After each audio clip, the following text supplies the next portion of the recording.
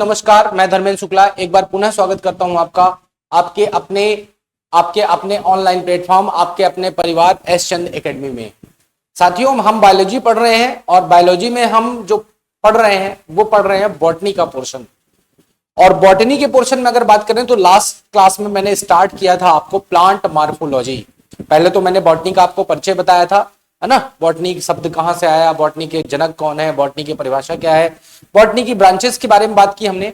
और फिर उसके बाद हमने स्टार्ट किया था प्लांट मार्फोलॉजी। प्लांट मार्फोलॉजी में मेनली हमने जड़, तना, पत्ती और फूल के बारे में पढ़ना था। तो वहां पे मैंने दो चीजों की बात कर ली थी, जड़ की बात कर ली थी और तना की बात कर ली थी। अगर आपने वो पिछला वीडियो नहीं देखा है तो पहले उस वीडियो को देख लें और उसके बाद तभी आपकी लिंक बनेगी, प्रॉपर तरीके से आप समझ पाओगे। और यकीन मानिए कि जितने भी क्वेश्चन आपके आरआरबी एनटीपीसी में हो या फिर एसएससी जीडी में हो या फिर और भी किसी एग्जाम में हो, जो भी आप दे रहे हैं जिसमें बायोलॉजी या है ना साइंस आती है, तो उसके सारे के सारे एग्जाम आपके सॉल्व हो जाएंगे। चलिए बात करते हैं प्लांट मार्फोलॉजी की। जहां से हमने खत्म किया था वहीं से स्टार्ट करने की कोशिश करते हैं। तो आज हम प्लांट मार्फोलॉजी में जो हम पढ़ने वाले हैं, प्लांट मार्फोलॉजी में वो पढ़ने वाले हैं। पहले मैं थोड़ा सा बता देता हूं कि क्या क्या बात हुई थी।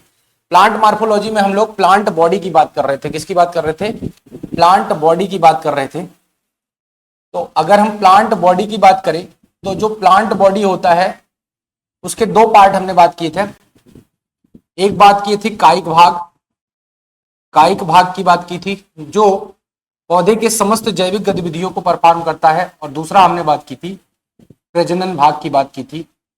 तो दूसरा भाग हमने बात की थी प्रजनन भाग की। अब कायिक भाग में हमने तीन भाग देखे थे। पहला हमने देखा था जड़, दूसरा हमने बात की थी तना, और तीसरा हमने बात की थी पत्ती की। तो जड़, तना, पत्ती की बात की थी। और प्रजनन भाग में हमने बात की थी किसकी? प्रजनन भाग में बात की थी हमने पुष्प की या फूल की। तो यहां पे हमने जो पढ़ लिया है वो किसको पढ़ लिया? हमने जड़ पढ़ लिया है, हमने तना के बारे में पढ़ लिया है। आज हम शुरू करेंगे पत्ती, फिर उसके बाद हम लोग पुष्प के बारे में पढ़ेंगे, और पुष्प के बाद हम लोग पढ़ेंगे परागण, और वहीं से स्टार्ट करेंगे फल के बारे में। तो आज हम इतनी चीजें पढ़ने वाले हैं। तो आइए शुरू करते हैं। सबसे पहले हम लोग शुरू करेंगे क्या, किसके बारे में पढ़ेंगे? हम लोग बात करेंगे किसके बारे में? पत्ती के बारे में, पत्ती के बारे में या लीफ के बारे में। तो लीफ की अगर बात करें तो सबसे पहले ये ध्यान दीजिएगा, अगर हम लीफ की बात करते हैं तो लीफ की परिभाषा क्या है, या लीफ है क्या, या पत्ती है क्या। अगर आपसे पूछा जाए कि पत्ती आखिर है क्या, तो आप ये ध्यान रखिए, पत्ती जो है वो पौधे का कायिक भाग है। कैसा भाग है? कायिक भाग है। मतलब वो पौधे की समस्त जैविक गतिविधियों को परफॉर्म करने में मदद करता है, मतलब पौधे की जैविक गतिविधियों में मदद करता है। और साथ में पौधे का प्रकाश संश्लेषी भाग है, ऐसा भाग जो प्रकाश संश्लेषण के द्वारा भोजन का निर्माण करता है। तो ये क्या है? पौधा, पत्ती क्या है? पौधे का कायिक एवं प्रकाश संश्लेषी भाग। ये आप ध्यान रखिए, और यही आपको बताना है। अगर कोई पूछे कि पत्ती क्या है तो आप ध्यान रखिए, ठीक है। अब इसके बाद यहां पे बात आती है पत्ती के कार्य की। किसकी बात आती है? पत्ती के कार्य की बात आती है, जहां से क्वेश्चन आपके पूछे जाते हैं। तो पत्ती के कार्य से मेनली आपके क्वेश्चन आते हैं, जहां से हमें पढ़ना है। तो पत्ती की कार्य की बात करें बेसिकली, तो एक बार मैं आपको यहां पे बता देता हूं और फिर इसको हम लोग डिटेलिंग करेंगे। कार्य जो हमें पढ़ना है बेसिकली,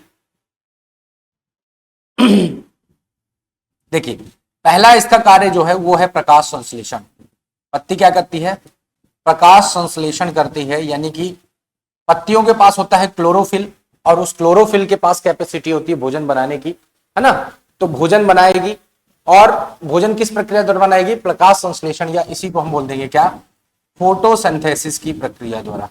आपने बचपन से पढ़ा है और आज यहां भी पढ़ेंगे, और ढंग से पढ़ेंगे। फोटोसिंथेसिस हमारा डिटेल में भी टॉपिक है जिसको हम पढ़ने वाले आगे। दूसरा जो है वो है गैसीय विनिमय। गैसीय विनिमय ये भी पत्ती का काम है। तो गैसीय का विनिमय भी करता है पत्तियां, है ना। देखेंगे कैसे करता है, क्या है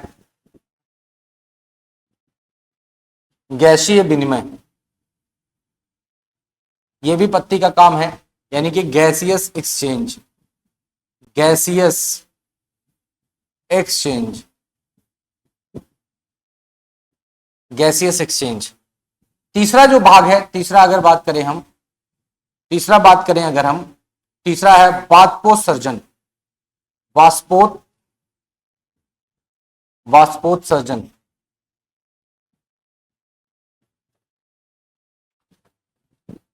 वाष्पोत्सर्जन ये तीसरा भाग है जो हमें ध्यान रखना है, इसी हम बोलते हैं ट्रांसपाइरेशन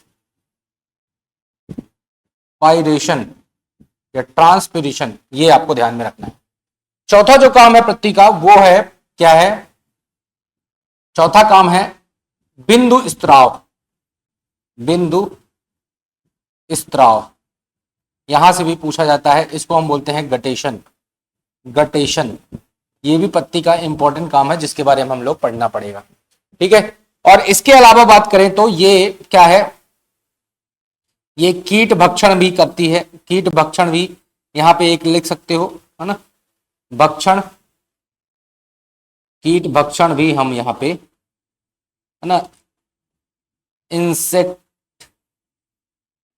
इंसेक्टिवोर्स का काम भी करती है, यहां पे आपको ध्यान में रखना है। तो चलिए आइए बात करते हैं हम इनको एक एक करके। सबसे पहले तो हम बात करेंगे प्रकाश संश्लेषण, ठीक है। छोटे छोटे पॉइंट्स में यहां बात करेंगे लेकिन इंपॉर्टेंट बात करेंगे। तो पहला काम पत्ती क्या है? प्रकाश संश्लेषण जो है वो पत्ती का पहला काम है, क्या? प्रकाश संश्लेषण करना। यहां पे अगर हम बात करें तो पत्ती क्या करती है? प्रकाश संश्लेषण करती है। तो अगर हम बात करें प्रकाश संश्लेषण की, तो प्रकाश संश्लेषण में दो शब्द है, प्रकाश और संश्लेषण। यानी प्रकाश की मदद से किसी चीज को सिंथेसिस करना, किसी चीज को बनाना, वो कहलाता है प्रकाश संश्लेषण। तो यहां पे हम देखिए प्रकाश संश्लेषण बेसिकली है क्या? अगर हम बात करें तो आप ये देखेंगे कि जो पत्ती होती है, बेसिकली जो पौधे का हरा भाग होता है ना, उसमें मेनली पत्ती ही है। तो इन पत्तियों के पास क्या होता है? पत्ती के पास होता है क्लोरोफिल। इन पत्ती में होता है क्या? क्लोरोफिल। और क्लोरोफिल के पास लाइट को एब्जॉर्ब करने की क्या होती है? कैपेसिटी होती है। क्लोरोफिल को क्या कर, लाइट को एब्जॉर्ब करने की कैपेसिटी होती है। लाइट को, है ना, ये क्या कर लेते हैं? कैप्चर करते हैं। तो बेसिकली फोटोसिंथेसिस की अगर बात करें है क्या, तो जो हरी पत्तियां हैं या पौधे के जो हरे पार्ट है, ग्रीन पार्ट है, वो क्या करते हैं? सनलाइट की उपस्थिति में क्लोरोफिल की सहायता से वायुमंडल से कार्बन डाइऑक्साइड ले लेते हैं और जमीन से पानी को ले लेते हैं, और इसके बाद क्या करते हैं? भोजन यानी कि ग्लूकोज का निर्माण करते हैं। इसी प्रक्रिया को ही हम प्रकाश संश्लेषण कहते हैं। बेसिकली प्रकाश संश्लेषण क्या है? क्या प्रकाश संश्लेषण कुछ नहीं है, बस ये ध्यान रखिएगा, प्रकाश संश्लेषण है क्या? पौधे जो है, हरे पौधे क्या करते हैं? ये वायुमंडल से कार्बन डाइऑक्साइड लेंगे और भूमि से जल लेंगे, और इसी को सनलाइट और क्लोरोफिल की उपस्थिति में, किसकी उपस्थिति में? क्लोरोफिल की प्रेजेंस में इसको कन्वर्ट कर देंगे ग्लूकोज में, और साथ में निकलेगी ऑक्सीजन। साथ में क्या निकलेगी? ऑक्सीजन। यही पूरी प्रक्रिया जो है, इसी को हम कहते हैं क्या? प्रकाश संश्लेषण। प्रकाश संश्लेषण ये आप ध्यान रखिए, प्रकाश संश्लेषण कहते हैं। अब यहां पे ग्लूकोज का निर्माण हो रहा है। किसका निर्माण हो रहा है? ग्लूकोज का निर्माण हो रहा है, जिसको पौधे जो है वो यूज करते हैं एज अ फूड मटेरियल, क्योंकि, है ना, ये आपको ध्यान में रखना है। मतलब प्रकाश संश्लेषण की प्रक्रिया द्वारा बेसिकली कार्बन डाइऑक्साइड और पानी के यूज करके क्या बनाया जाता है? ग्लूकोज बनाया जाता है with the help of chlorophyll and in the presence of sunlight. Sunlight भी जरूरी है, ये आप ध्यान में रखिएगा। तो ये हमारा हो गया पहला क्या? प्रकाश संश्लेषण। हमने समझ लिया क्या होता है प्रकाश संश्लेषण। दूसरी हम बात करते हैं किसकी? वाष्पोत्सर्जन की।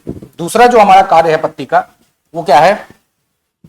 दूसरा काम है वाष्पोत्सर्जन। वाष्पोत्सर्जन या इसी को हम बोलते हैं ट्रांसपिरेशन। क्या बोलते हैं? ट्रांसपिरेशन। तो ये जो वाष्पोत्सर्जन है, अगर हम इसकी बात करें तो पत्ती के किसी भी भाग से, यानी किसी भी भाग से, है ना, माफ कीजिएगा, पौधे के किसी भी भाग से बेसिकली जो होता है ये, वो पत्तियों से होता है ना, जल का वाष्प के रूप में उड़ना वाष्पोत्सर्जन कहलाता है। ठीक है, तो ये ध्यान रखिएगा। वाष्पोत्सर्जन होता क्या है? तो पौधे के किसी भी भाग से, किसी भी भाग, यहां पे आप मुख्यतः लिखेंगे पत्ती, मुख्यतः पत्ती, क्योंकि वाष्पोत्सर्जन जो होता है मुख्यतः किसके किससे होता है, पत्ती से जल का वाष्प के रूप में उड़ना, वाष्प के रूप में उड़ना, इस प्रक्रिया को हम कहते हैं क्या, वाष्पोत्सर्जन। अब ये जो जल उड़ता है वाष्प के रूप में, ये एकदम प्योर वाटर होता है, ध्यान रखिएगा। तो वाष्पोत्सर्जन के दौरान जो जल होता है ये शुद्ध जल होता है, यानी कि इसमें केवल H2O होता है, नो इंप्योरिटीज, इसमें कोई किसी प्रकार की इंप्योरिटीज नहीं होती है, ये आपको ध्यान में रखना है। अब जो वाष्पोत्सर्जन होता है, अगर हम बात करें तो वाष्पोत्सर्जन जो होता है वो पत्तियों में, बेसिकली पत्तियों से होता है, मैंने आपकी बात की, अभी बात की। तो पत्तियों में एक संरचना पाई जाती है जिसको बोलते हैं स्टोमेटा या रंध्र। तो वाष्पोत्सर्जन मेनली जो होता है वो किसके द्वारा होता है, स्टोमेटा या रंध्र के द्वारा होता है। ठीक है, तो यह मुख्य रूप से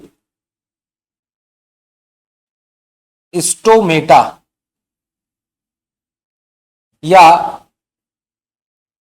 रंध्र के द्वारा होता है, रंध्र के द्वारा होता है। वाष्पोत्सर्जन किसके रूप से होता है, बेसिकली स्टोमेटा या रंध्र के द्वारा होता है, ये आपको ध्यान में रखना है। अब थोड़ी सी बात करते हैं हम, ये स्टोमेटा क्या होता है, स्टोमेटा क्या होता है, यहाँ पे स्टोमेटा से भी क्वेश्चन आ जाते हैं। तो यहाँ पे हम बात करेंगे किसकी, रंध्र की या स्टोमेटा की, स्टोमेटा की।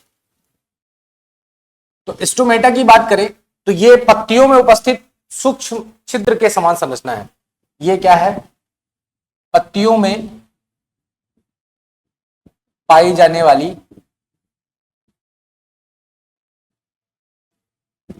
अति सूक्ष्म छिद्र के समान संरचना है। कैसी संरचना है, छिद्र के समान संरचना है, ये आपको ध्यान में रखना है। अगर हम स्टोमेटा की बात करें तो स्टोमेटा, ध्यान रखिएगा, इसकी संरचना की बात करें क्योंकि यहां से भी क्वेश्चन पूछा जाता है। तो अगर स्टोमेटा की हम संरचना बनाएं तो स्टोमेटा की संरचना कुछ इस प्रकार होगी, आप थोड़ा सा देखिए ध्यान से इसको। ये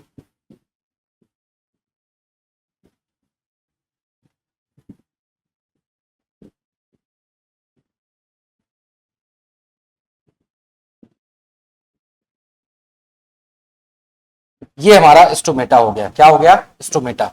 ये जो है, ये पार्ट जो है स्टोमेटा है, ये पार्ट हो गया स्टोमेटा। यहां पे अगर देखें हम तो सबसे बाहर की ओर इसमें होती हैं सहायक कोशिकाएं, सहायक कोशिकाएं, जिसको हम लोग बोलते हैं सब्सिडियरी सेल, सब्सिडियरी सेल। दूसरा जो होता है, ये जो, अगर इसकी बात करें हम, इसको थोड़ा सा और हम अच्छा बनाने की कोशिश करते हैं।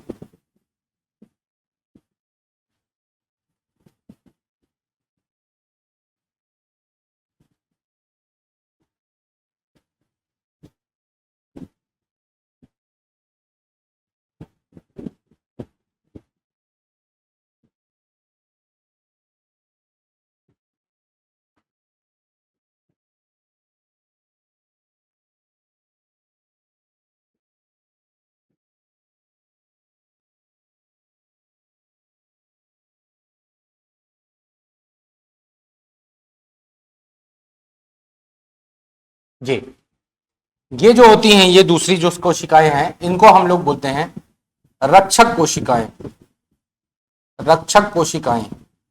ये संख्या में 2 होती हैं, है ना, जिनको हम लोग गार्ड सेल भी कहते हैं, गार्ड सेल भी कहते हैं।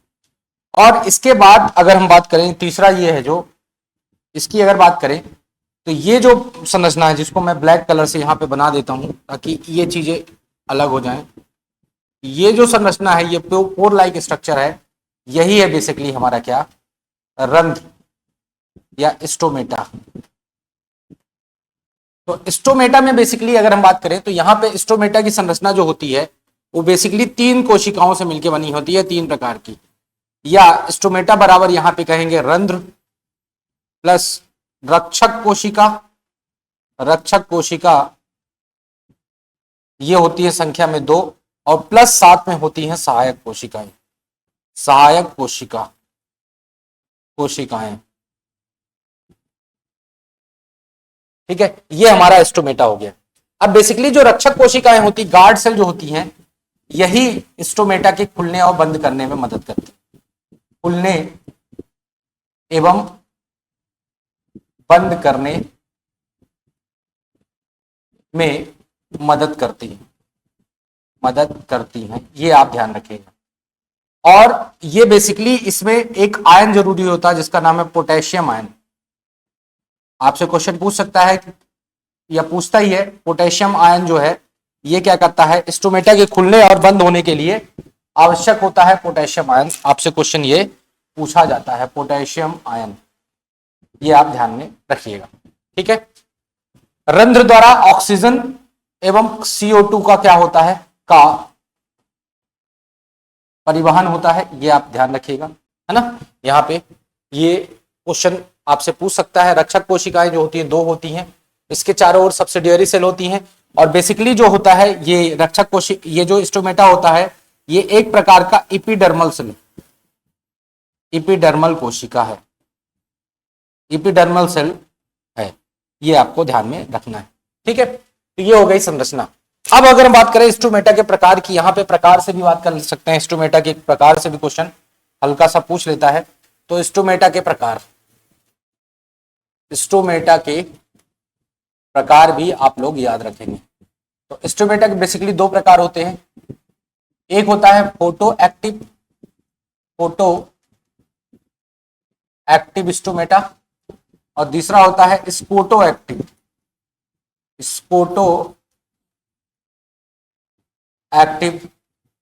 स्टोमेटा। तो फोटो एक्टिव और स्पोटो एक्टिव में अंतर क्या है, बेसिकली ये जो फोटो एक्टिव है ये मोस्ट कॉमन है, ये ध्यान रखिए, जो सबसे ज्यादा पाया जाने वाला स्टोमेटा है ये मोस्ट कॉमन है। और ये जो है फोटो एक्टिव, फोटो मतलब होता है दिन, है ना, दिन में खुलता है, दिन में खुलता है ये, है ना, ये आपको ध्यान में रखना है। रात में बंद होता है, रात में बंद होता है बेसिकली।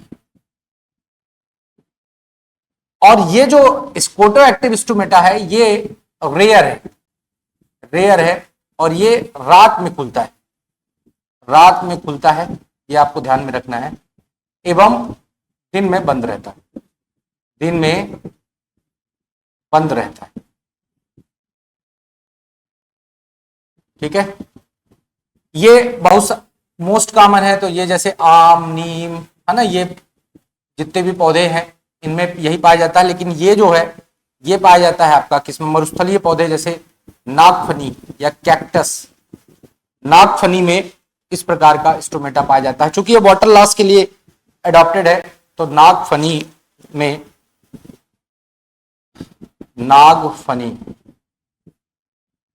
या कैक्टस में ये पाया जाता है, ये आपको ध्यान रखना है। तो ये हमारा क्या हो गया, स्टोमेटा हो गया। आप देख लीजिए एक बात, है ना, हमने क्या पढ़ा, हमने यहाँ पे बात की किसकी, पत्ती के कार्य की, प्रकाश संश्लेषण हमने बात कर ली है। अब हम बात करने किसके, बाष्पोत्सर्जन की बात कर रहे थे। उसमें हमने देखा बाष्पोत्सर्जन क्या होता है, पौधे के किसी भी भाग मुख्यतः, है ना, किससे, पत्ती से जल का बाष्प के रूप में उड़ना बाष्पोत्सर्जन कहलाता है। इसमें शुद्ध जल होता है और यह मुख्य रूप से रंध्र या स्टोमेटा के द्वारा उड़ता है। यहाँ पे हम नोट में लिखेंगे, ये हम नोट में पढ़ रहे हैं। फिर हमने बात की रंध्र क्या होता है, स्टोमेटा क्या होता है, स्टोमेटा की संरचना क्या होती है, और स्टोमेटा कितने प्रकार के होते हैं। अब हम बात करेंगे बाष्पोत्सर्जन के प्रकार। अगर हम बात करें बाष्पोत्सर्जन के प्रकार, बेसिकली यहां से भी क्वेश्चन आपके थोड़ा सा ध्यान दीजिएगा। बाष्पोत्सर्जन के प्रकार, अगर हम बाष्पोत्सर्जन के प्रकार की बात करें तो बाष्पोत्सर्जन बेसिकली 3 प्रकार का होता है। कितने प्रकार का होता है, 3 प्रकार का होता है। एक होता है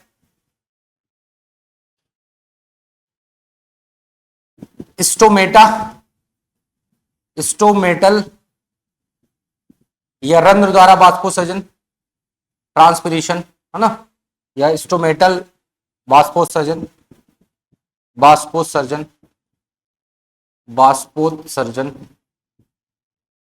ये करीब 80 से 90% यही होता है। दूसरा जो होता है ये क्यूटिकुलर होता है। क्यूटिकुलर, जो पत्तियों के ऊपर मोमी परत होती, मोमी परत होती है, उसके द्वारा भी होता है। ये करीब होता है 5 से 10%। ये कितना होता है? ये होता है 5 से 10% जो होता है। और तीसरा होता है लेंटिकुलर, लेंटिकुलर वाष्पोत्सर्जन। ये जो होता है, इसकी बात करें अगर हम, तो ये 2 से 3% होता है, ये सबसे कम होता है। लेंटिसेल वास्तव में होता क्या है? पौधे में जो पाए जाते हैं, जो तने में छिद्र होते हैं, तने में पाए जाने वाले तने में छिद्र होते हैं, बहुत छोटे छोटे छिद्र होते हैं, वहां से जब वाष्पोत्सर्जन होता है तो उसको बोलते हैं लेंटिकुलर। क्यूटिकुलर, लेंटिकुलर और स्टोमेटल, ये 3 प्रकार के इसमें क्या होते हैं? वाष्पोत्सर्जन होते हैं। चलिए, अब तीसरा कार्य अगर देखें हम, तो तीसरा कार्य पत्ती का है गैसियस विनिमय, गैसियस विनिमय या गैसियस एक्सचेंज। गैसियस की जगह यहां पे लिख लीजिए आप गैसों का विनिमय, वो ज्यादा सही रहेगा आपका। गैसों का विनिमय, यहां पे हम देखेंगे गैसियस एक्सचेंज, इनको हम क्या कहेंगे? गैसियस एक्सचेंज, गैसियस एक्सचेंज, ये आप ध्यान में रखिएगा। तो गैसों का विनिमय, तो इसमें कुछ नहीं है, बस ये आप ध्यान रखिएगा कि जो पत्तियां हैं, ये स्टोमेटा के द्वारा ही होता है। किसके द्वारा होता है? स्टोमेटा के द्वारा ही होता है ना? स्टोमेटा या रंध्र के द्वारा होता है। पौधे जो है ऑक्सीजन ग्रहण करते हैं, ऑक्सीजन छोड़ते हैं और CO2 को क्या करते हैं? ग्रहण करते हैं। ये होता है गैसियस एक्सचेंज। इसमें कुछ ज्यादा है। चौथा जो है वो है चौथा अगर कार्य की बात करें अगर हम, तो चौथा कार्य क्या है? बिंदु स्त्राव। यहां से भी क्वेश्चन पूछा जाता है, बिंदु स्त्राव, या इसी को हम बोल देते हैं गटेशन। क्या बोला जाता है? गटेशन। अब बेसिकली गटेशन क्या होता है, सबसे पहले ये समझ लीजिए। देखिए, होता क्या है, कुछ पौधे होते हैं, जैसे आप टमाटर देखा होगा, आपने देखा होगा दूब घास होता है, तो उसके ठंड के दिनों में सुबह सुबह आपने देखा होगा उसके पत्तियों से, है ना, पत्तियों के नोक से एकदम बूंद बूंद करके पानी गिर रहा है। उसी प्रक्रिया को हम क्या बोलते हैं? वही बोला जाता है बिंदु स्त्राव या गटेशन। तो ये गटेशन सब में नहीं पाया जाता और हर सीजन में नहीं पाया जाता, ये पाया जाता है ठंडी में बेसिकली, और कुछ ही पौधों की पत्तियों में पाया जाता है। आप देखेंगे, मैं इसको बनाने की कोशिश करता हूं एक बार, है ना। ये जैसे आप ये टमाटर अगर हम बात करें, तो ये एक टमाटर के पौधे की पत्ती हो गई ये। अब यहां पे पत्ती जो है, पत्तियों से पानी जो है ये बूंद बूंद करके गिरता रहता है यहां से, एकदम नोक से। कहां से? नोक से। इसी प्रक्रिया को हम क्या बोलेंगे? गटेशन बोलेंगे। क्या बोलेंगे हम? इसी को हम बोलेंगे गटेशन, गटेशन बोलेंगे। तो गटेशन की अगर परिभाषा की बात करें हम, तो परिभाषा क्या हो जाएगी? बेसिकली कुछ पौधों में जैसे जैसे हम बात करें अगर, जैसे टमाटर हो गया, है ना, दूब घास हो गई, दूब घास, ठीक है, में ठंड के दिनों में ये भी आपको ध्यान में रखना है ना। सुबह पत्ती के टिप से, टिप, नोक से जल का बूंद बूंद करके गिरना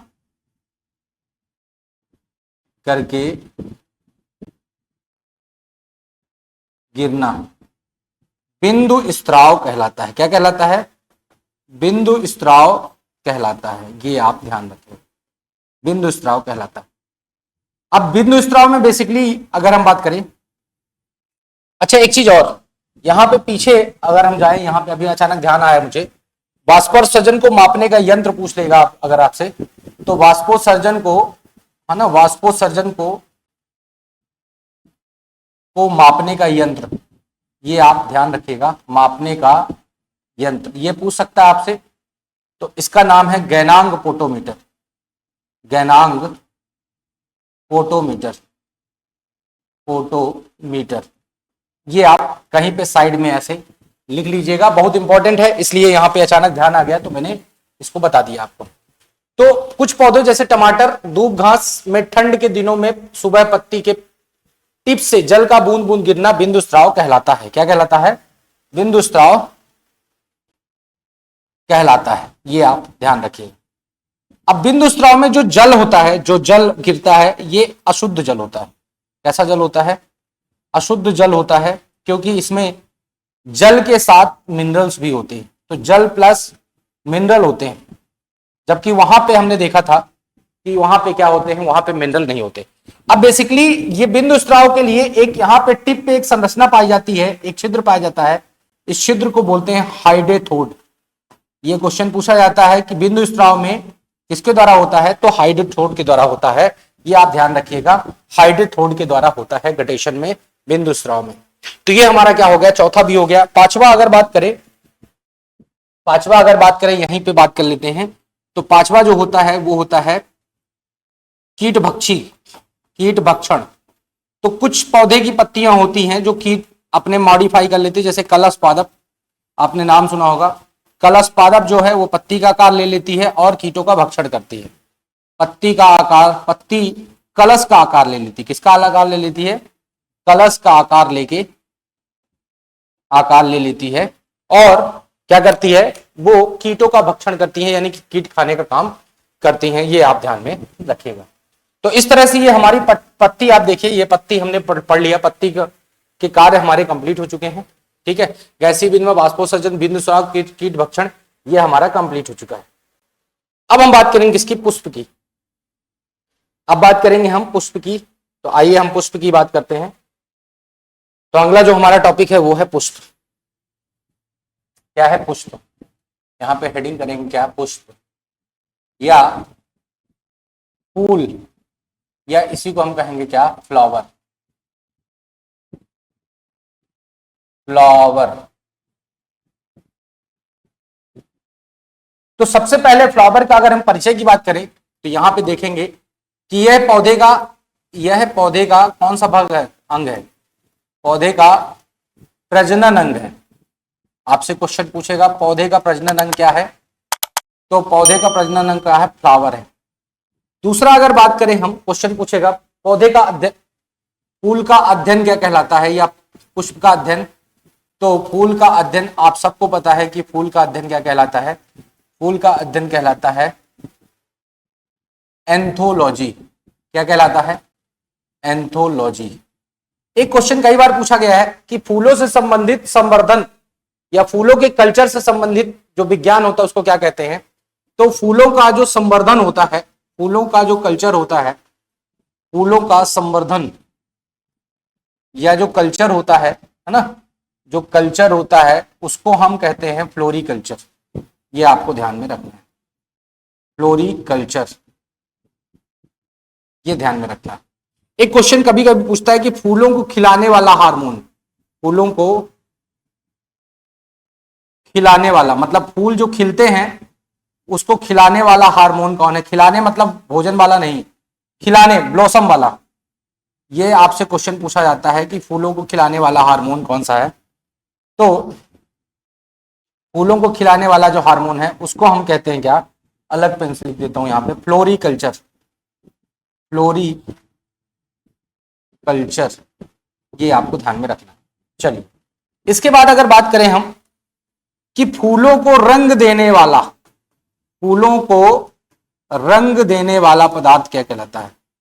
रंग देने वाला पदार्थ, जो फूल रंगीन होते हैं तो फूलों को रंगीन करने वाला पदार्थ क्या कहलाता है? तो आप यह ध्यान रखिएगा, जो फूलों को रंग देते हैं उन्हें हम कहते हैं क्रोमोप्लास्ट। क्या कहते हैं? क्रोमोप्लास्ट।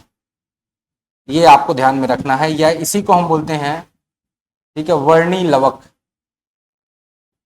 वर्णी लवक। फिर इसके बाद हम अगर बात करें कि दुनिया का सबसे बड़ा पुष्प, दुनिया का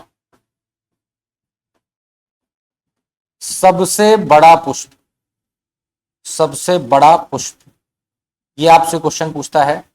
और दुनिया का सबसे छोटा पुष्प, दुनिया का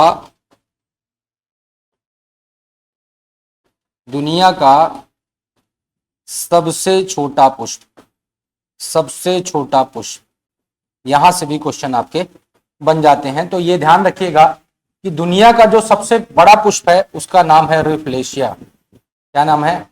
रिफ्लेशिया। और दुनिया का जो सबसे छोटा पुष्प है उसका नाम है बोल्फिया। बोल्फिया।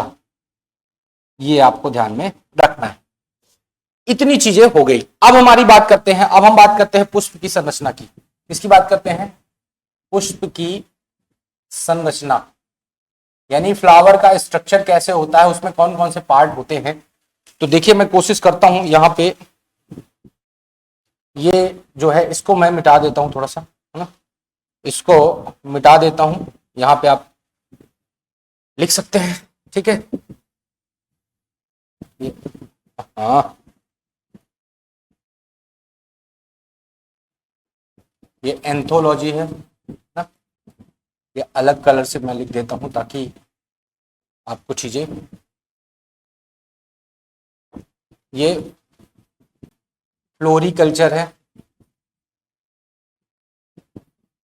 ठीक है। चलिए, अब आगे हम लोग बात करते हैं, फूल की स्ट्रक्चर की बात करते हैं। तो फूल की अगर हम संरचना की बात करें तो देखिएगा थोड़ा सा, ये पुष्प कुछ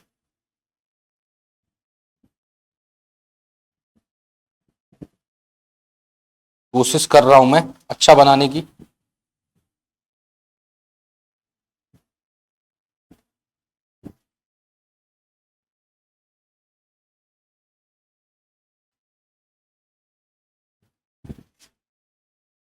एक साइड का मैं बना देता हूं, बाकी आप समझ लीजिएगा।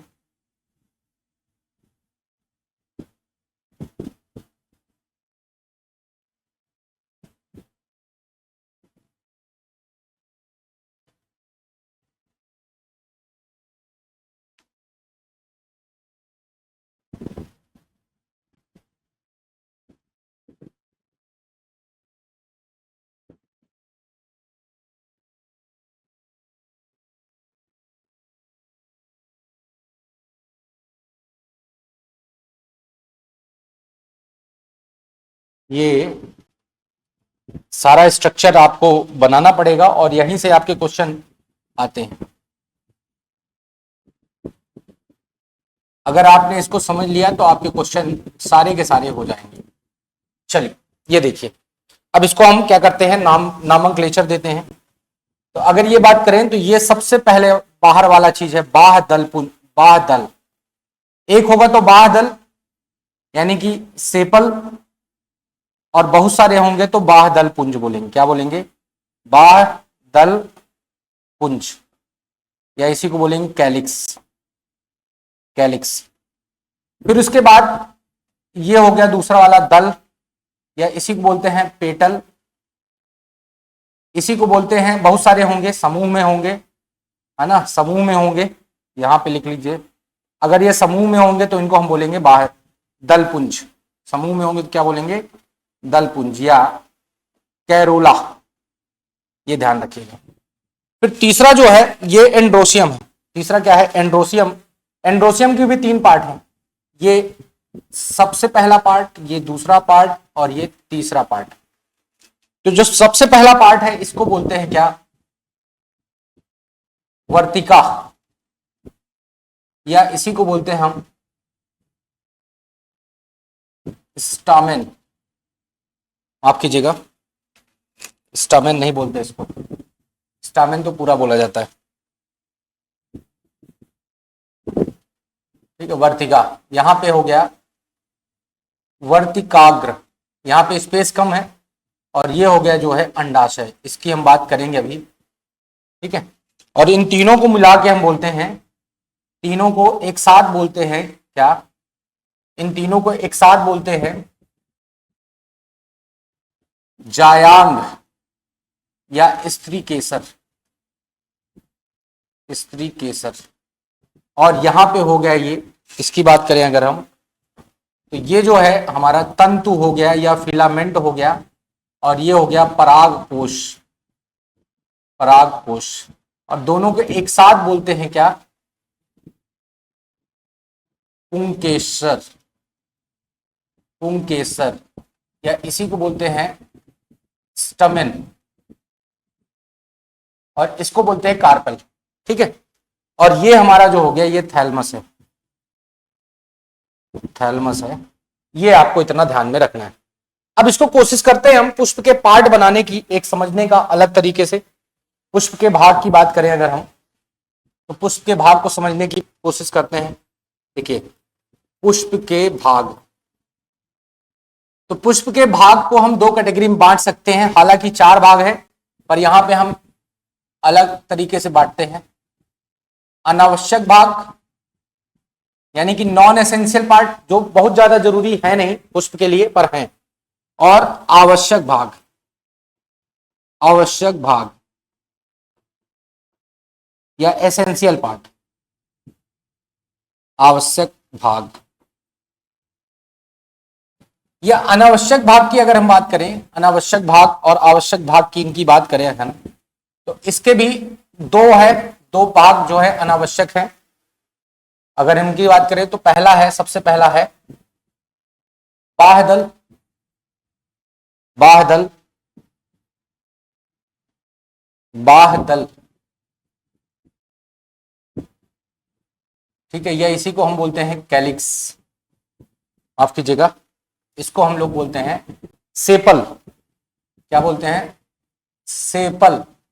अगर ये समूह में है तो इसे हम लोग बोलते हैं बाह्यदल पुंज, अभी मैंने बात की भी है आपको, बाह्यदल पुंज, या इसी को बोलते हैं हम लोग कैलिक्स।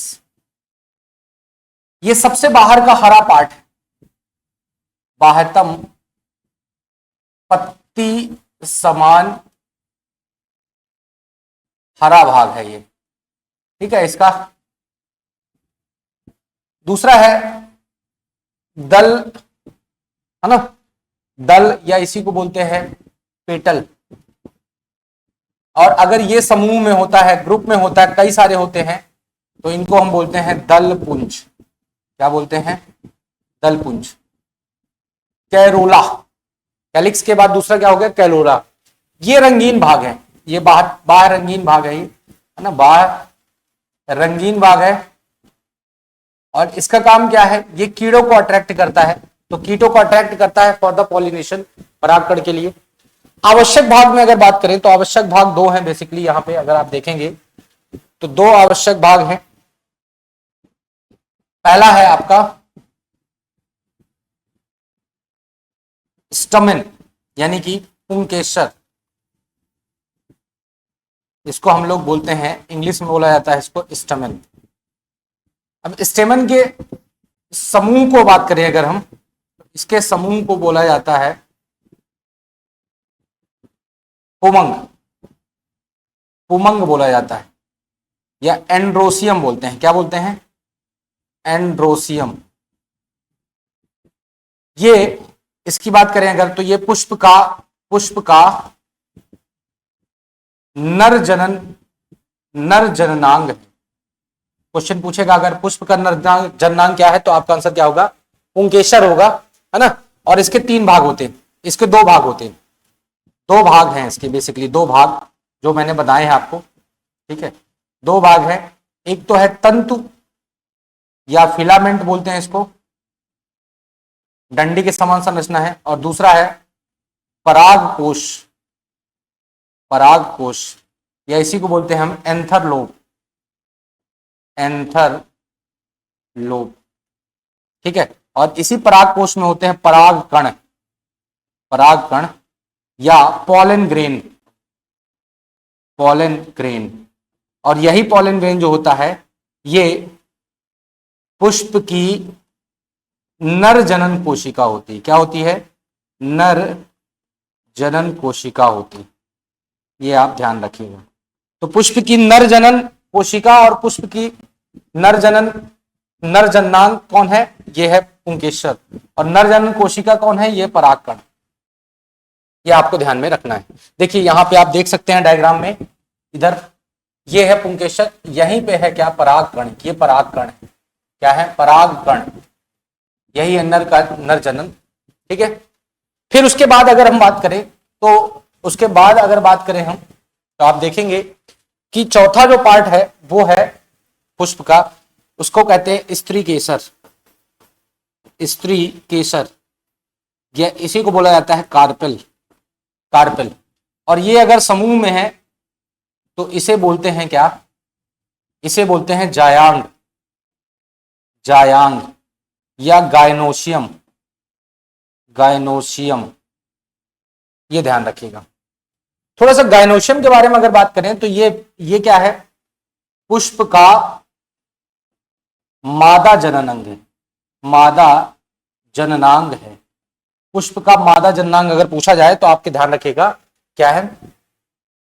स्त्री केसर है। ये आपको आना चाहिए। यहीं पे अगर हम कंटिन्यू करें थोड़ा सा तो आप ये ध्यान रखिएगा, स्त्री केसर के 3 भाग हैं। स्त्री केसर के 3 भाग हैं, 3 भाग हैं। सबसे ऊपर है वर्तिका, वर्तिका। दूसरा है वर्तिकाग्र, वर्तिकाग्र।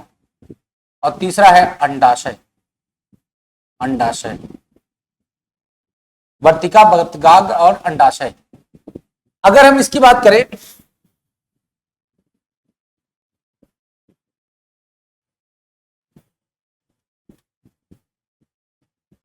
इसकी, देखिए इसकी बात करें अगर हम तो इसी अंडाशय में बनते हैं क्या? अंडप कोशिका। क्या बनती है? अंडप कोशिका बनती है, जो पुष्प की मादा प्रजनन कोशिका है या मादा जनन कोशिका भी है। तो नर की नर जनन कोशिका क्या हो गई आपकी? नर जनन कोशिका जो हो गया आपका वो हो गया क्या? ये हो गया परागकण। और मादा जनन कोशिका क्या हो गई आपकी? अंडप हो गई। ये ध्यान रखिएगा। क्या हो गई दोस्तों? आपकी अंडप। ये हमने अभी इसकी बात की है। ये देखिए,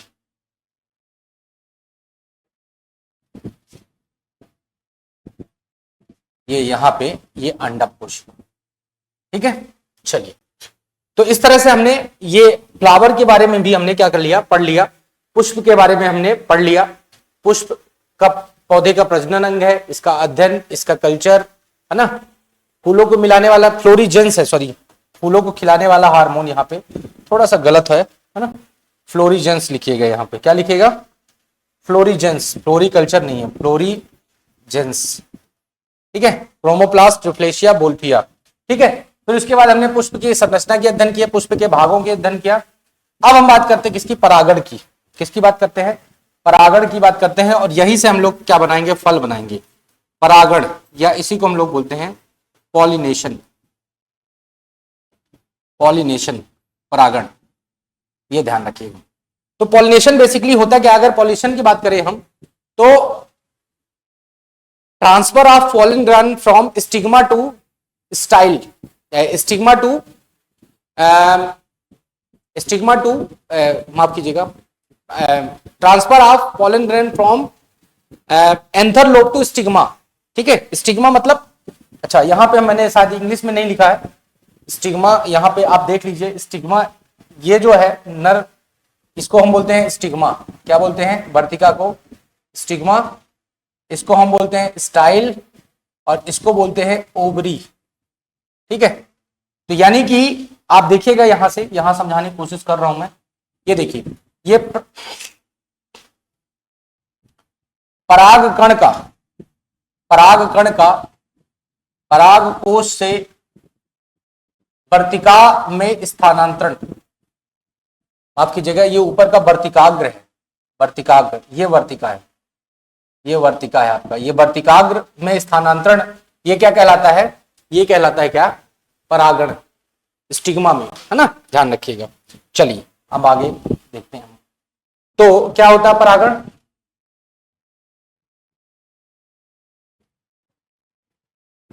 चलिए परागण क्या होता है ये देख लेते हैं।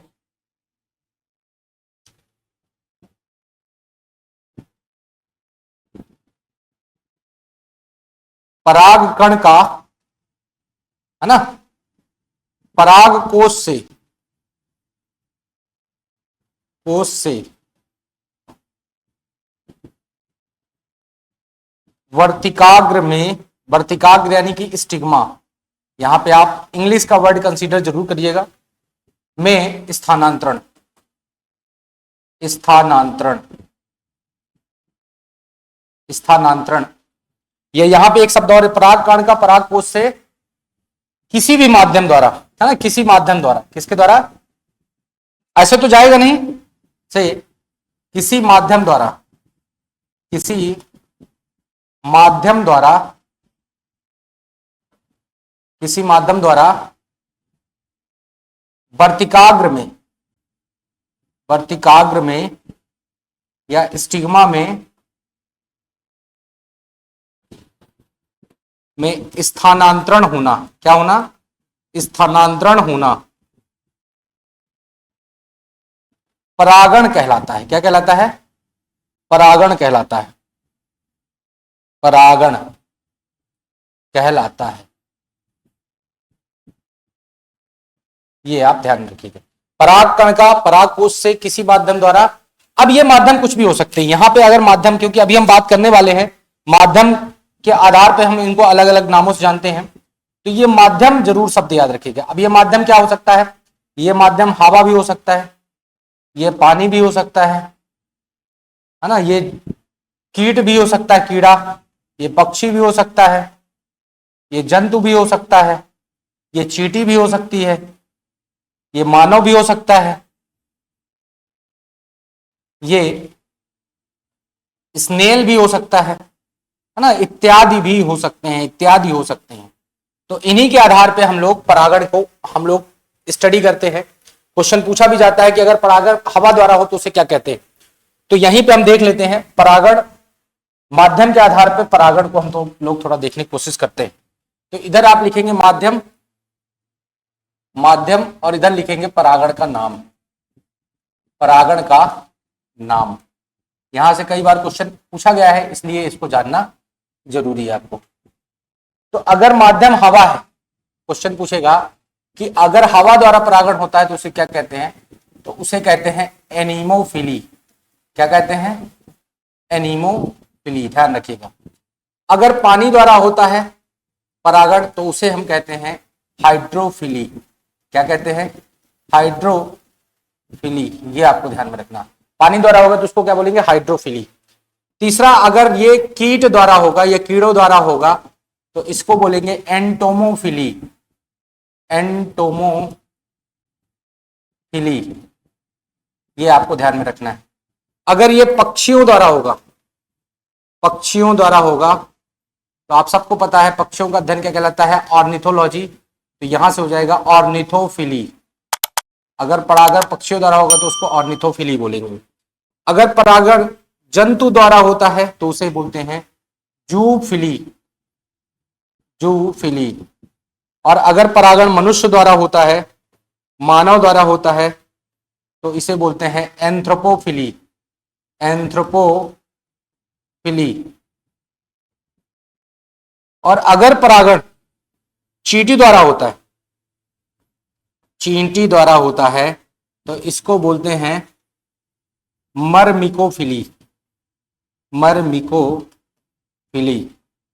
ये आपको ध्यान में रखना है, मरमिकोफिली। और अगर परागण चमगादड़ द्वारा होता है, चमगादड़, तो आपको बताना है, ये आपका होमवर्क है कि इसको क्या कहते हैं। ये यहां से क्वेश्चन आपके पूछे ले जाते हैं। अब हम बात करते हैं परागण के प्रकार की। अब हम बात करेंगे परागण की, यहीं पे बात करते हैं परागण के प्रकार। परागण के प्रकार, क्योंकि बिना परागण के फल का निर्माण नहीं होगा। तो परागण बेसिकली दो प्रकार के होते हैं, एक होता है स्वतः परागण, स्वतः परागण, और दूसरा होता है पर परागण, पर परागण। ठीक है, यानी कि ऑटो पॉलिनेशन,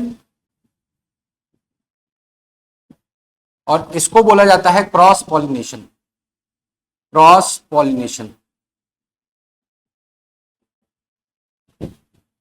तो स्वतः परागण और पर परागण, पर परागण भी दो प्रकार का होता है, एक होता है जिनेटोफिली या जिनेटोगैमी,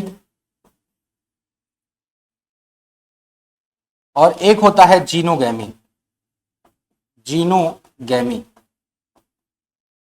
देखिए स्वतः परागण बेसिकली होता क्या है, स्वतः परागण की अगर बात करें हम तो ये बेसिकली क्या होता है, स्वपरागण की अगर बात करें हम तो ये बेसिकली क्या होता है, जब परागण परागण एक ही पुष्प में होता है, किसमें होता है, एक ही पुष्प में होता है, एक ही पुष्प में होता है ना, तो इसको बोलते हैं हम, इसको बोलते हैं स्वपरागण। जैसे अगर मैं एग्जांपल दूं तो ये मान लीजिए ये प्लांट है और ये आपका पुष्प है, ये आपका पुष्प है, और इसी में मेल और इसी में फीमेल पार्ट है, तो यहां से इस एंथर से ट्रांसफर हो जाए कहां, है ना, पराग कोष कहां चला जाए, इसके स्टिग्मा में चला जाए, तो इसको हम बोलेंगे स्वपरागण। इसके उदाहरण क्वेश्चन पूछ सकता है कि बताइए किन प्लांट्स में स्वपरागण होता है, तो आप ये ध्यान रखिएगा, मटर, मटर सबसे बेस्ट एग्जांपल है। मटर की बात करें, मटर, तो इसमें स्वपरागण होता है, मटर, आप देखिएगा, है ना, मटर, गेहूं, धान, इन सब में स्वपरागण अच्छा खासा होता है, तो आप ध्यान से। अब जिनेटोगैमी में अगर बात करें हम, यहाँ पे जिनेटोगैमी और जीनोगैमी में, तो यहाँ पे थोड़ा सा समझने वाली बात है, देखिएगा आप, सपोज करिए, या मैं नेक्स्ट उसमें इसी यहीं पे बात कर लेता हूं। देखिए ये एक प्लांट है, एक प्लांट में दो फ्लावर है, दो फ्लावर हैं, जहां पे ये फ्लावर नंबर 1 हो गया और ये फ्लावर नंबर 2 हो गया, ठीक है, तो इसमें मेल है, इसमें फीमेल है, तो मेल से ये ट्रांसफर हो जाए, यहां से क्या ट्रांसफर हो जाए, ये ट्रांसफर हो जाए यहां पे, मतलब जब एक ही पौधे के दो फ्लावर के मध्य पॉलिनेशन होता है तो उसको हम बोलते हैं जिनेटोगैमी या जिटेनोगैमी भी बोल देते हैं, आप ये ध्यान में रखिएगा। इसका जो इसका पर परागण का ही एग्जांपल हम यहां पे देखेंगे, पर परागण का एग्जांपल आप ध्यान रखिएगा, पपीता में, है ना, पपीता में खूब होता है ये पर परागण, मक्का में होता है और नारियल में होता है। किसमें होता है, मक्का, नारियल में, इनमें पर परागण पाया जाता है, स्वतः परागण पाया जाता है इसमें। और यहां पे तीसरा अगर देखें, अगर परागण परागण 1 2, ये दो अलग अलग प्लांट्स हैं और दो अलग अलग प्लांटों के पुष्प के मध्य हो, है ना, तो इसके हम बोलेंगे जीनोगैमी। ये पॉजिटिव हो गया, ये निगेटिव हो गया, यहां से जो है पॉलन ग्रेन जो है वो कहां से ट्रांसफर हो रहा है, ये एक प्लांट से दूसरे प्लांट के फ्लावर में ट्रांसफर हो रहा है। तो जब परागण एक ही पौधे के एक ही पुष्प में होता है तो उसको स्वपरागण, और जब परागण दो अलग अलग पुष्पों के मध्य होता है उसको पर परागण बोलते हैं। दो अलग अलग से एक ही पौधे के दो पुष्पों में होगा तो जिनेटोगैमी, और दूसरे दो पौधे के अलग अलग पुष्पों में होगा तो उसको जीनोगैमी बोलेंगे। ये हो गया हमारा परागण। अब देखिए परागण के पश्चात बनता है क्या, परागण के पश्चात देखिएगा फल का निर्माण होता है। तो अब हम लोग पढ़ेंगे क्या, फल। अब हम लोग पढ़ेंगे फल। तो फ्रूट का निर्माण बेसिकली कब होता है, जब परागण होगा ना, परागण के पश्चात होता है क्या, निषेचन।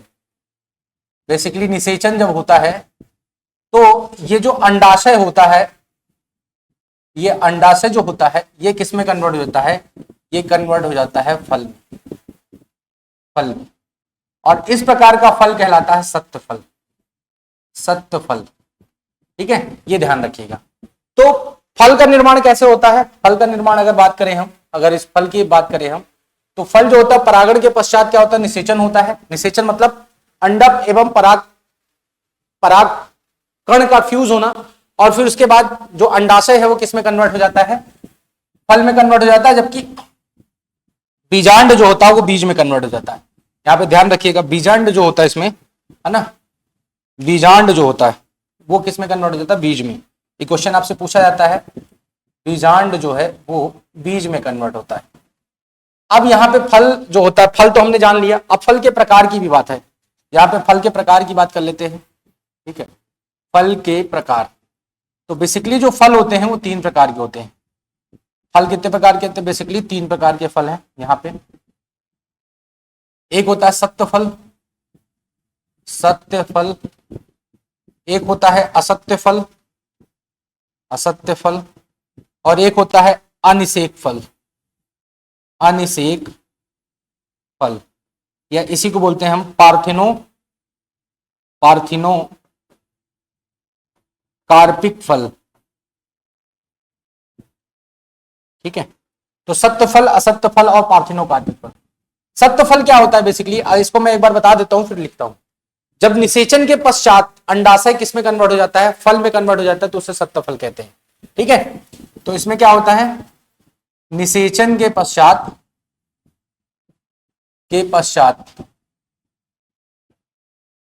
अंडाशय फल में परिवर्तित हो, फल में परिवर्तित होता है, ठीक है। तो इसे हम कहते हैं सत्य फल। और ये जो सत्य फल होता है इसमें बीज होते हैं, और ये बीज जर्मिनेट भी करते हैं, बीज जर्मिनेट भी करते हैं, आप ये ध्यान में रखिएगा।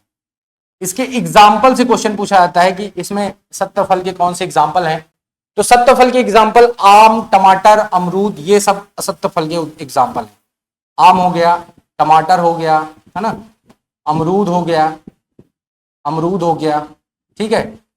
और अगर बीज वाला अंगूर है तो वो भी सत्य फल है, बीज वाला अंगूर, ये सत्य फल है, ध्यान रखिएगा आप।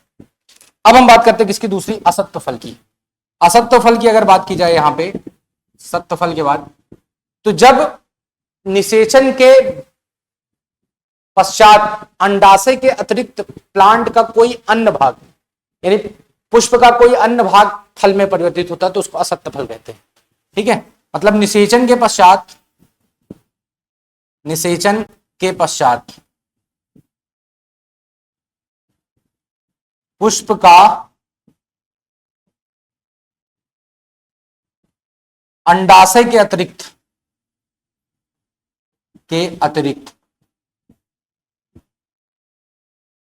कोई अन्य भाग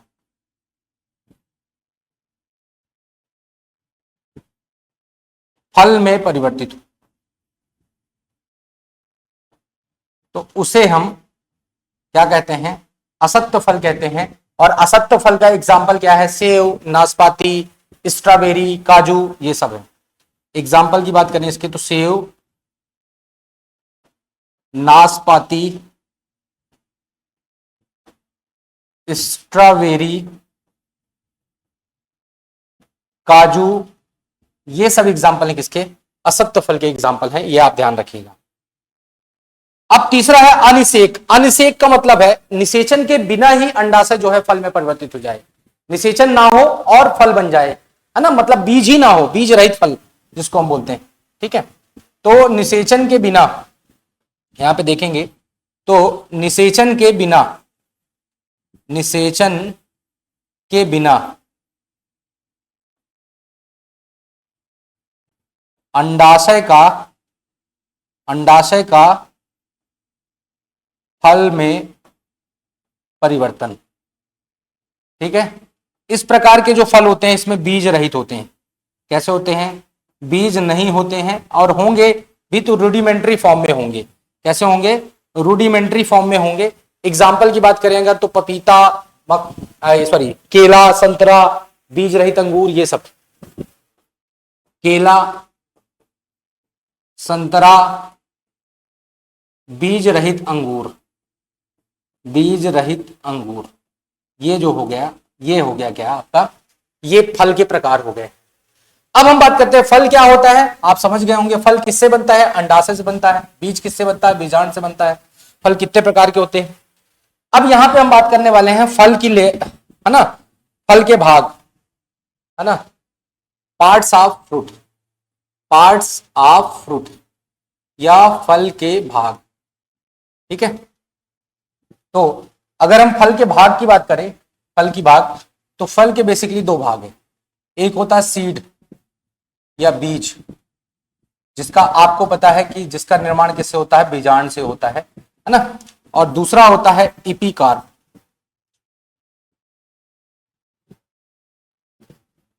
दूसरा होता है कौन सा, इपिकार्प, सॉरी माफ कीजिएगा, पेरिकार्प। दूसरा पार्ट क्या है, पेरिकार्प। पेरिकार्प। तो फल के बेसिकली दो भाग होते हैं, एक होता है बीज, ये पेरिकार्प 3 लेयर होती है इसका, है ना। इपिकार्प, इपिकार्प,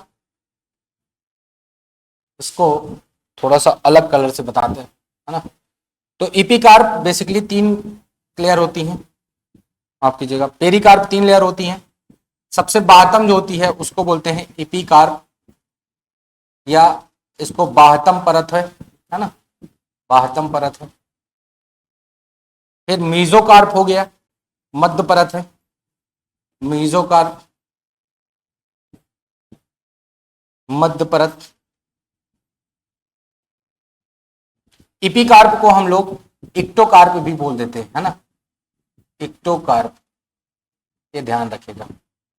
और तीसरा जो हो गया है वो इंडोकार्प, यह सबसे आंतरिक परत, सबसे आंतरिक परत, आंतरिक परत।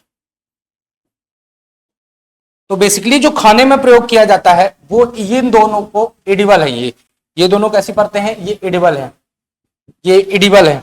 कैसी हैं, एडिबल है या खाने योग्य भाग है। जो फल का खाने योग्य भाग कौन सा है, यही दोनों है। हालांकि कुछ पोर्शन में ये ना खाने योग्य भाग है, ना खाने योग्य भाग, मतलब इसका खाने योग्य है ना, नहीं खाया जाता। लेकिन इसके कुछ एग्जांपल देता हूं, जैसे सेव, अमरूद, अंगूर। सेव, अमरूद, है ना, सेव, अमरूद, अंगूर का कौन सा भाग खाया जाता है, तो वो खाया जाता है इपिकार्प यानी बाहतम भाग। मीजोकार्प में अगर बात करें हम, तो पपीता, है ना, आप पपीता खाते हो, आम खाते हो, है ना, आम खाते हो, पपीता खाते हो, और साथ में केला जो खाते हो वो कौन सा है, वो मीजोकार्प है। और यहां पे अगर हम बात करें तो यहां पे आप देखोगे इंडोकार्प में बेसिकली नारियल जो उसका भ्रूण होता है ना, नारियल का भ्रूण खाते हो। ठीक है, बादाम जो खाते हो ये एक प्रकार का क्या है, इपिकार्प, इंडोकार्प। तो इस तरह से ये सारी चीजें हमारी फ्रूट से भी कंप्लीट होती है, जहां से क्वेश्चन आपके पूछ लिए जाते हैं। एक बार फिर से देख लीजिए इसको। और आज की जो हमारी क्लास है ये देखिएगा, है ना, ये देखिए हमने जड़ तना की बात की थी, आज पत्ती की बात की। पत्ता, पत्ती है क्या, पत्ती के कार्य क्या क्या है ना। तो पहला प्रकाश संश्लेषण, दूसरा वाष्पोत्सर्जन क्या होता है, ठीक है। फिर वहीं पे स्टोमेटा क्या होता है हमने बात की। फिर उसके बाद स्टोमेटा के प्रकार, फिर वाष्पोत्सर्जन कितने प्रकार का होता है, गैसों का विनिमय क्या होता है ना। फिर बिंदु स्राव क्या होता है, बिंदु स्राव किसके द्वारा होता है, हाइड्रोथोड के द्वारा, ये क्वेश्चन पूछा जाता है। ठीक है, कीट भक्षण। फिर उसके बाद हमने बात की पुष्प की, पुष्प क्या है ना, पुष्प सबसे बड़ा पुष्प, सबसे छोटा पुष्प, पुष्प रंगीन के होता है। पुष्प के पार्ट क्या कौन कौन से हैं, कौन से आवश्यक भाग है, कौन से अनावश्यक भाग है, ठीक है, ये ध्यान रखिएगा। ठीक है, फिर पुष्प का कौन सा नर जनन अंग है, मादा जनन अंग कौन सा है, ये आप देख सकते हैं। ठीक है, फिर नर जनन कोशिका कौन सी है, मादा जनन कोशिका कौन सी है। फिर उसके बाद यहाँ पे हमने परागण भी देखा, परागण क्या होता है, पराग कोश से पराग कण का पराग कोश से के माध्यम से वर्तिकाग्र तक यानी कि स्टिग्मा तक सफर करना, है ना, ये क्या कहलाता है, परागण। अब ये हवा पानी, है ना, कीट इनके माध्यम द्वारा हो सकता है। जब हवा द्वारा होता है तो इनोमोफिली, पानी द्वारा होता है हाइड्रोफिली। फिर उसके बाद परागण के प्रकार, स्वतः परागण किनमें होता है, मटर, धान, गेहूं में। पर परागण पपीता, मक्का, नारियल में होता है। पर परागण 2 प्रकार का होता है ना, ये हमने बात की। फिर उसके बाद हमने फल की बात की, फल क्या होता है, फल कितने प्रकार के होते हैं, सत्य, असत्य, अनिषेक फल क्या क्या होते हैं, इनके एग्जाम्पल क्या क्या है, ये हमने बात कर ली। फिर उसके बाद फल की लेयर, है ना, फल के पार्ट्स। तो पहला बीज है, बीज का उपयोग किसमें करते हैं, नए पौधे को उगाने में। और दूसरा है पेरिकार्प, जिसका उपयोग खाने में करते हैं। पेरिकार्प की 3 लेयर है, इपोकार्प, मीजो, इंडोकार्प। ठीक है, कौन कौन से पार्ट क्या क्या काम करते हैं, ये सारी चीजें हमने बहुत अच्छे से देख लिया है। तो इस तरह से हमारा जो ये प्लांट बॉटनी का पहला जो लेक्चर है, जो इंपॉर्टेंट लेक्चर है जिसका नाम है प्लांट मार्फोलॉजी, है ना, ये हमारा खत्म होता है। नेक्स्ट क्लास में हम एक नए चैप्टर के साथ फिर मिलेंगे, ठीक है। हमारे साथ बने रहिए। हमारे लेक्चर आपको अच्छे लग रहे हो तो इनको शेयर भी करिए अपने दोस्तों के साथ, ठीक है। नेक्स्ट क्लास में फिर मिलते हैं। Thank you very much.